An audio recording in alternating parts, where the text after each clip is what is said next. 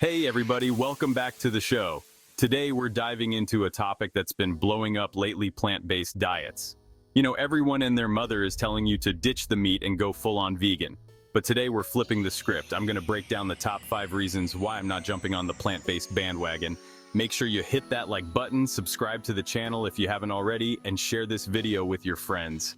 Oh, and don't forget, we've got closed captions available if you need them. Know you've been a good friend.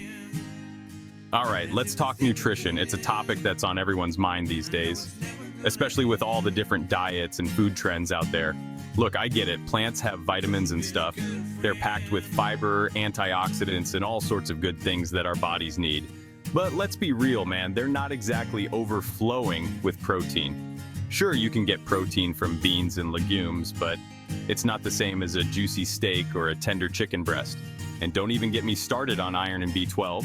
These nutrients are vital for our energy levels and overall health, and they're found in abundance in animal products. Those are crucial, especially if you're like me and you like to hit the gym hard. After a tough workout, your body needs to recover, and protein is key to that recovery process. You know, I've experimented with vegetarian and vegan diets in the past, and honestly, I just didn't feel the same. I tried to make it work, but it was tough. I felt sluggish, my workouts suffered, and I just didn't have the same energy levels. It was like my body was missing something essential. Listen, I'm not a nutritionist, but I know what works for my body. I've done my research and I've tried different approaches to find what makes me feel my best. And for me, that means getting enough protein and essential nutrients, which I find easier to do with a diet that includes animal products. It's all about balance and finding what works for you. This one's pretty straightforward. I enjoy the taste of meat. I like the taste of chicken, fish, eggs. It's not that I haven't tried plant-based alternatives, but let's be honest, some of them are just not doing it for me. And, you know, I think that's okay. Everyone has different taste preferences. What gets me going might be totally different from what you like, and that's cool. I think it's important to enjoy the food you eat. Life's too short to force yourself to eat things you don't like, you know? Chapter 3. Now, this is something I've heard from a lot of people who've tried going plant-based, and I've experienced it myself. It's a common issue that many face when they make the switch. You know, all that fiber and roughage in plants, it's supposed to be good for you, right? It can wreak havoc on your digestive system, man. Your gut might not be ready for the sudden change. I'm talking bloating, gas, the runs, you name it. It's not pretty. These symptoms can be really uncomfortable. And listen, I'm all for a good gut cleanse now and then, but it shouldn't be a daily struggle. I don't need my stomach sounding like a war zone every day. It's distracting and unpleasant. I think it's crucial to listen to your body. Pay attention to the signals it's sending you.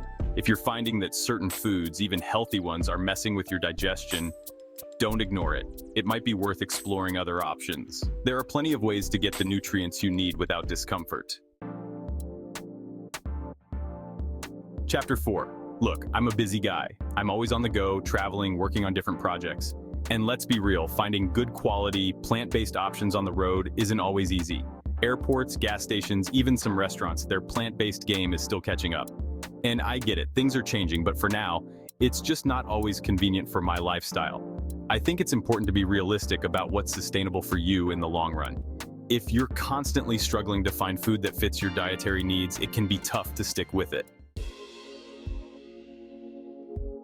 Chapter 5.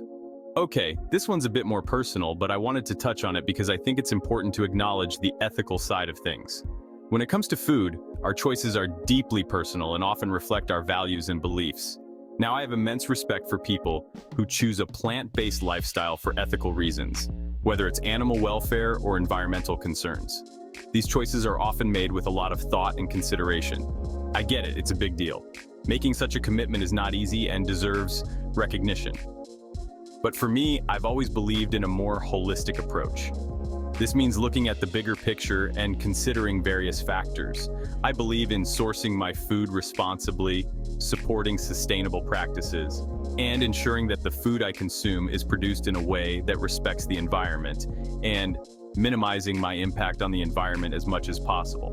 This includes reducing waste, using renewable resources, and supporting local farmers.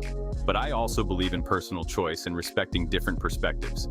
Everyone has their own journey and reasons for their choices. Not everyone has to agree with my choices, and that's okay. It's important to have open and respectful dialogues about our differences. We can agree to disagree and still have a respectful conversation. After all, it's our diversity that makes our communities rich and vibrant. So there you have it, my 5 reasons why I haven't gone full-on plant-based yet. At the end of the day, it's all about finding what works best for you, your body, and your lifestyle. Thanks for tuning in, guys. Don't forget to hit that like button, subscribe to the channel for more awesome content, and share this video with your friends. And as always, closed captions are available in case you missed anything. Catch you on the flip side.